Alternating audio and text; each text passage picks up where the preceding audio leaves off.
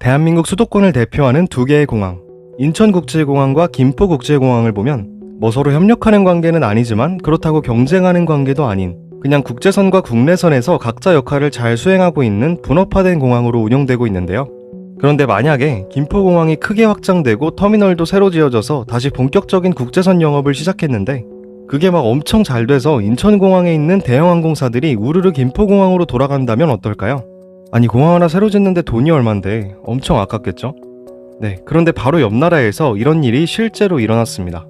이번 영상에서는 국제선 노선을 신공항에 모두 뺏겼지만 화려하게 부활해서 다시 일본을 대표하는 국제공항이자 허브공항으로 돌아온 도쿄 하네다 국제공항에 대해 알아보겠습니다.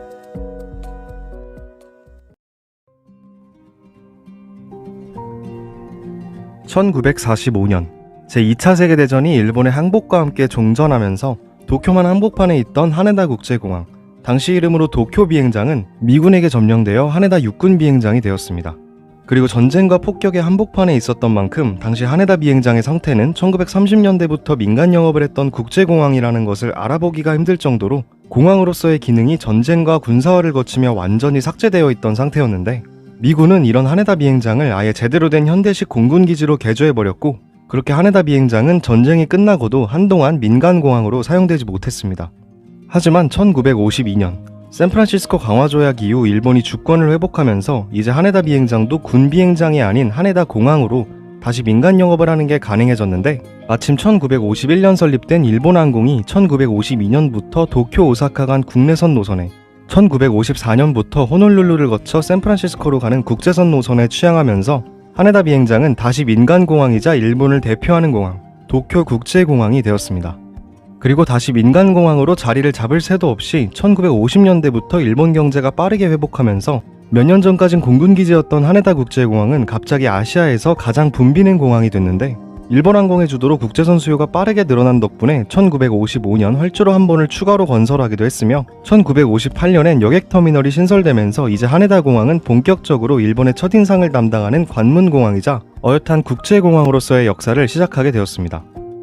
그리고 1960년대 일본 경제가 고도 성장기에 돌입하면서 국제선에 이어 국내선 이용객도 빠르게 늘어나고 1964년 도쿄올림픽 이후에는 외국인 관광객까지 몰려들면서 1951년 15만 명이었던 도쿄국제공항의 여객수는 1960년에 500만 명, 1965년에 1000만 명, 그리고 1970년엔 1500만 명을 돌파하며 끝없이 올라갔습니다. 하지만 도쿄국제공항으로서는 매년 여객수로 신기록이 경신되는 초전성기였음에도 사실 그 급성장의 이면에서는 문제가 피어나고 있었는데, 애초에 하네다 공항 자체가 1930년대에 만들어진 공항인 만큼 계속해서 대형화되는 현대의 제트 여객기를 감당하기가 점점 어려워지고 있었고, 도심과 가까운 곳에 있어 소음 관련 민원도 1960년대 이후 급증하고 있었습니다. 그리고 결정적으로 당시 도쿄만 연안에서는 더 이상의 확장이 불가능했기 때문에 앞으로 더욱 늘어날 항공 수요를 하네다 혼자 처리하는 건 불가능했고, 결국 일본 정부는 도쿄 외곽 치바현에 새로 지어지는 나리타 국제공항으로 하네다의 국제선을 전부 이관해 나리타를 새로운 도쿄의 허브공항으로 만들고, 하네다 국제공항은 국내선 전용공항으로 운영하기로 결정했습니다.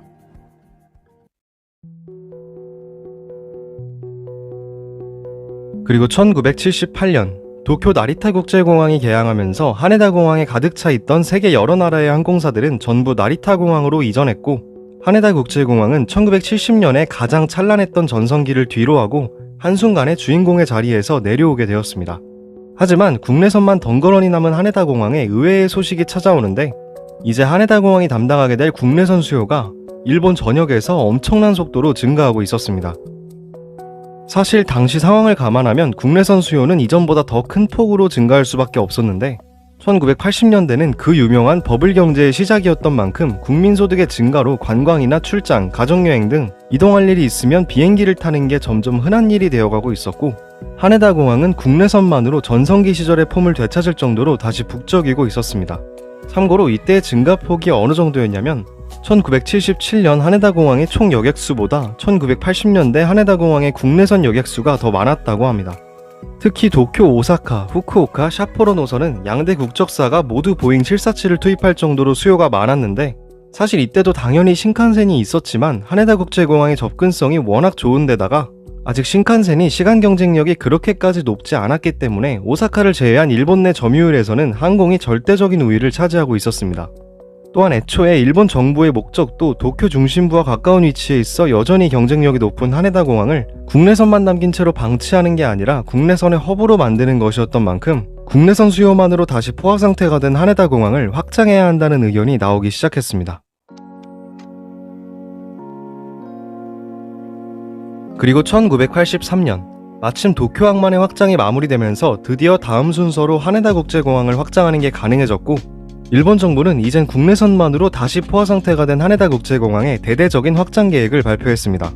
다만 말은 확장이지만 내용을 보면 기존 터미널을 완전히 대체할 새로운 터미널과 새로운 활주로까지 전부 간척을 해서 올리는, 그냥 기존 하네다 공항 옆에 새로운 공항을 하나 더 짓는 수준이었는데, 무려 30조 원의 사업비가 들어가는 대규모 사업이었던 만큼 굳이 이 정도로 커야 하나 같은 부정적인 의견들도 많았지만, 일본 정부는 공항을 확장했을 때 얻을 수 있는 경제적인 이점과 부가가치가 크다는 판단하에 터미널 2곳과 활주로 2번을 포함한 하네다 공항의 확장 사업을 시작했습니다. 진행시켜. 영차.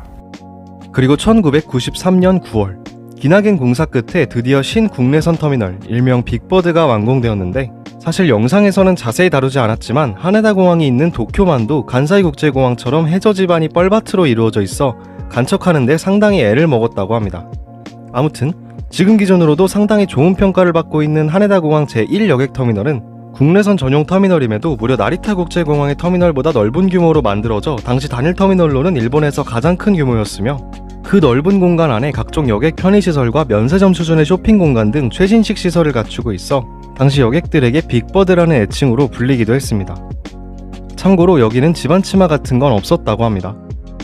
그리고 2004년 12월에 바로 옆에 제2여객터미널이 완공되면서 이때부터 하네다 국제공항은 지금과 비슷한 대칭 구조의 메인 터미널을 가지게 되었으며, 제2터미널 역시 국내선 전용 터미널임에도 엄청난 규모와 세련된 디자인 그리고 최신 기술을 도입해 반응이 매우 좋았습니다. 한편 커다란 규모의 국내선 터미널 옆으로는 이걸 터미널이라고 하기엔 뭔가 애매한 작은 가건물 수준의 국제선 청사도 계속해서 운영되고 있었는데, 사실 1978년 당시 국제선이 전부 나리타로 이전하는 와중에도 대만항공사는 정치적인 문제로 인해 같은 공항을 쓸 수 없어 계속해서 하네다 착발로 운행하고 있었기 때문에 하네다 공항은 소수지만 계속해서 국제선 취급을 하고 있었으며, 여길 쓰는 대만항공사 입장에서는 서러울 법도 하지만 하네다발 타이페이 노선은 의외로 이동 시간을 줄일 수 있어 인기가 많았다고 합니다. 그리고 나리타가 삐걱거리는 와중에 다른 항공사들 눈에도 여기서 국제선 띄우는 게 꽤나 괜찮아 보였는지 2002년 한일 월드컵을 계기로 김포 하네다부터 상하이 홍차오, 베이징, 홍콩행 노선 등 비즈니스 셔틀 느낌의 국제선 노선들이 생겨나기 시작했는데, 사실상 전 세계에 가까운 차터 항공편임에도 하네다 특유의 접근성 때문에 이 노선들은 꽤나 인기가 있었으며 현재는 아예 알짜 정기편으로 유지되고 있습니다. 한편 잠시 잊고 있었던 나리타는 확장도 하면서 잘 나가는 하네다와는 상황이 정반대였는데, 여긴 위치부터가 도쿄 도심에서 60km가 떨어져 있는 환상적인 접근성을 자랑하는 데다 개항 이전부터 지역 주민들의 격렬한 반대에 부딪혀 1단계 이후로는 사실상 확장을 포기해버리는 등 나름 일본의 관문이라고 지어진 공항임에도 체면이 말이 아닌 상태였습니다. 결국 2004년 나리타 공항은 신도쿄 국제공항이라는 간판을 반납하고 공식 명칭을 나리타 국제공항으로 변경했으며, 자연스럽게 도쿄를 대표하는 공항의 지위는 도쿄국제공항을 이름으로 쓰고 있는 하네다 국제공항에게 넘어갔습니다. 그리고 상황이 이 지경이 되자 일본 정부 내부에서는 그냥 하네다 국제공항이 다시 국제선도 하면 안 되냐는 얘기가 나오기 시작하는데,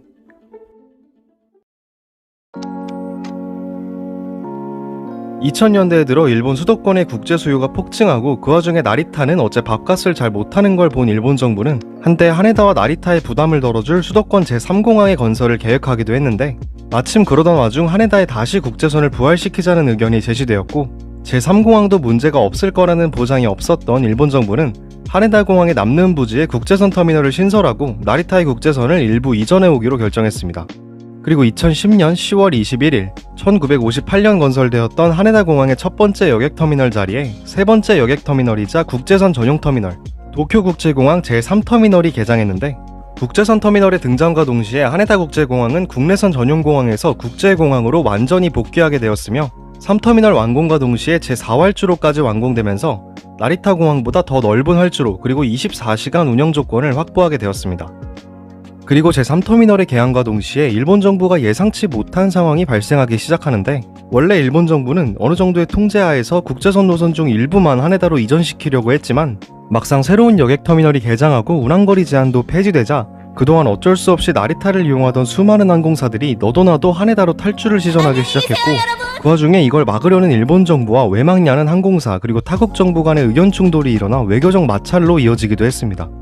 하지만 사실 제일 억울한 건 나리타 국제공항이었는데, 물론 나리타 공항이 문제가 없는 건 아니었지만 분명 인천공항과 김포공항 같은 분업체제로 운영하기로 해놓고 갑자기 이원화 경쟁체제로 정책이 바뀌어버리는 바람에 양대 국적사의 프리미엄 노선들과 한국, 중국, 대만, 홍콩 등 알짜 노선들을 하루아침에 하네다에게 뺏겨버렸으며, 허브공항이 되기 위해선 꼭 잡아야 하는 환승객들까지 하네다로 옮겨가면서 30년 넘는 기간 동안 일본을 대표하는 허브공항이었던 나리타 공항은 이제 허브공항이라는 타이틀마저도 뺏길 것을 걱정해야 하는 상황에 놓이게 되었습니다.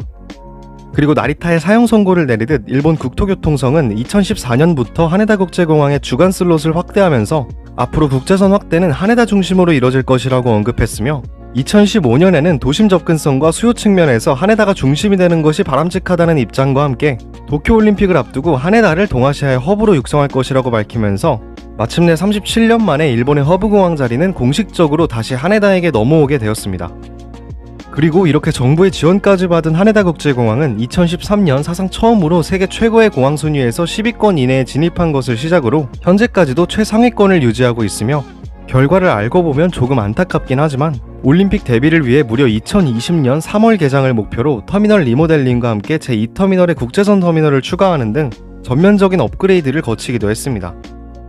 그리고 팬데믹 이후 하네다 국제공항은 세계 공항 순위 3위에 위치하면서 나리타의 2배에 달하는 여객수와 함께 여전히 일본을 대표하는 국제공항으로서의 존재감을 유지하고 있으며, 앞으로는 국제선 노선의 확대와 환승 노선 확대를 통해 조금 기분 나쁘긴 하지만 인천국제공항과 경쟁하는 동아시아의 허브공항을 목표로 하고 있다고 합니다.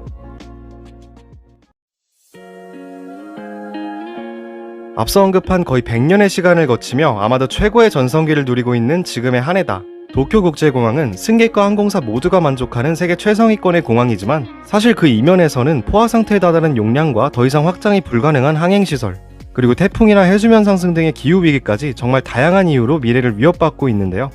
거기에 최근에는 과거 허브 자리를 빼앗겼던 나리타가 다시 확장을 하면서 이미 벽에 닿은 공항 하네다는 결국 나리타에게 자리를 내주게 될 것이라는 비관적인 전망도 간혹 나오고 있는 상태입니다. 도쿄 하네다 국제공항은 과거에 본인이 그랬던 것처럼 자리를 빼앗기지 않고 앞으로도 계속해서 도쿄의 관문으로 남을 수 있을까요? 이것으로 다시 도쿄의 관문이 된 기존 공항, 도쿄 하네다 국제공항에 관한 설명을 모두 마치겠습니다. 다음 공항탐구 영상에서는 동아시아의 허브공항 자리를 놓고 도쿄와 경쟁 중인 대한민국의 관문공항, 인천국제공항에 대해 알아보겠습니다. 시청해주셔서 감사합니다.